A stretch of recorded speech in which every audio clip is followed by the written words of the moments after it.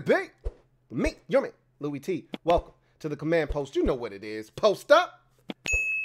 Take command. Of course, you're Commander-in-Chief, Louie T. Thank you for joining me. So, been an active day in the first day of the tampering period. One of the guys we're going to talk about re-signed yesterday. The other was re-signed today. And so this is a little bit different because when you're dealing with your own players, you're free to sign them before the start of the new league year. Washington inks a new 2-year, $7 million deal with cornerback Danny Johnson. Well-deserved. We'll talk about him in a second. Also, Washington brought back on a 1-year deal linebacker Khaleke Hudson. Now, Hudson was a restricted free agent. We talked about this a number of times in the past about him being a restricted free agent, and they would likely tender him. They avoided all of that by just simply putting a 1-year deal in front of him and having him sign. And so he'll be back here in Washington. I think he earned the right to be back here in his with his Week 18 performance against Dallas. He got a game ball. Ron talked about the significance of how he played, and I think that's going to go a long way in helping him establish himself as one of the guys that has a chance to not only make this team, but have an impact defensively for this team next year. I think he showed what he's fully capable of. He's not an inside backer. A lot of you are like, you know, when Cole Holcomb went down, why wasn't he getting snaps? He's an outside backer. The reason he got in the game was because Jamin Davis was placed on IR at the end of the season. After we lost to the Browns, they put Jamin Davis on IR because the season was done, and that gave Khaleke Hudson the opportunity and the opening to do what he did in Week 18 versus Dallas. So keep in mind, he's an outside backer. But we need depth at outside backer, just like we need depth at inside backer. Right now, we don't have an inside backer. Cole Holcomb's not under contract. We don't have any depth. The only backer that we have inside right now is David Mayo, who they brought back on another 1-year deal, which we don't want him anywhere near the field. So not only do they need to bring a linebacker in here from an inside linebacker standpoint, they need to either draft one, sign one, or draft two, or sign two, something, but 2 more inside linebackers need to be brought on board. That's the way I feel about the linebacker position. Let's see if they do that. I don't know if they will. They still have Milo Eifler, hovering around the roster. What does he do? I don't know. And what did they see in him? I can't say, but they keep bringing him back year after year after year, but he never gets on the field in a defensive capacity. Maybe he's a core special teamer that they really like. I don't know. At the end of the day, good to see Khaleke Hudson getting an opportunity. Now, hopefully, they can find ways to utilize him. We know he's got speed. We know he's an effective blitzer. We know he can cover in space. I just want to see them utilize him better than they have in the past. We'll see if that happens. He's back on a 1-year deal. Meanwhile, Danny Johnson signed today during day 1 of this tampering period to a 2-year, $7 million deal, so he will not be exposed to the rest of the league.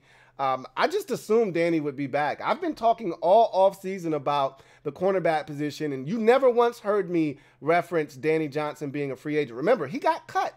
He did not make the team. He was thought to be a vital part of the secondary going into the preseason last year, had a horrible preseason last year in the slot, and thus he got cut. So they ended up bringing him back, putting him on the practice squad. He ended up being elevated from the practice squad due to injuries, specifically late in the season when we had a ton of injuries. Remember, they went the Rashad Wildgoose route first, and then they ultimately had some injuries, and out of necessity, because they ended up, after the Rashad Wildgoose experiment went south, they ultimately bumped down safety Bobby McCain to the slot and, kept the safety position and started playing around with the safeties. And that's how they left it for a while. But then Juice got injured, and so you were desperate for some cornerback help. Remember, they initially gave Christian Holmes an opportunity. SIP. Didn't really have to do much against Atlanta. Remember, it was a rainy, soaked day, and the Falcons ran the hell out of the football, so he didn't have to do much. But that following week against the Giants, he was exposed. He was cooked and torched and had a pass interference, and they got his ass out of there. And Danny came in and had a phenomenal second half, if you recall, against the Giants in that first game. Almost had a pick that probably would have set us up for the game winner.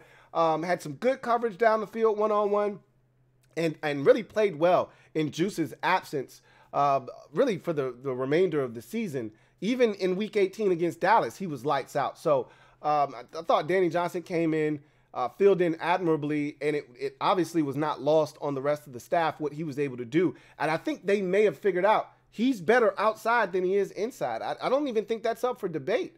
I mean, he was so much better outside than he was inside.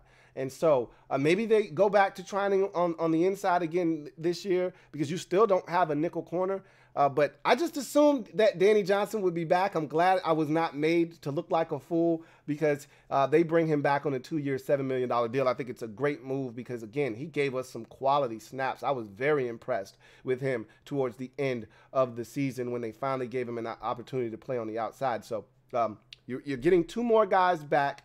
Let's see who the next guy is that they bring back. Is it Taylor Heineke? Is it Cole Holcomb?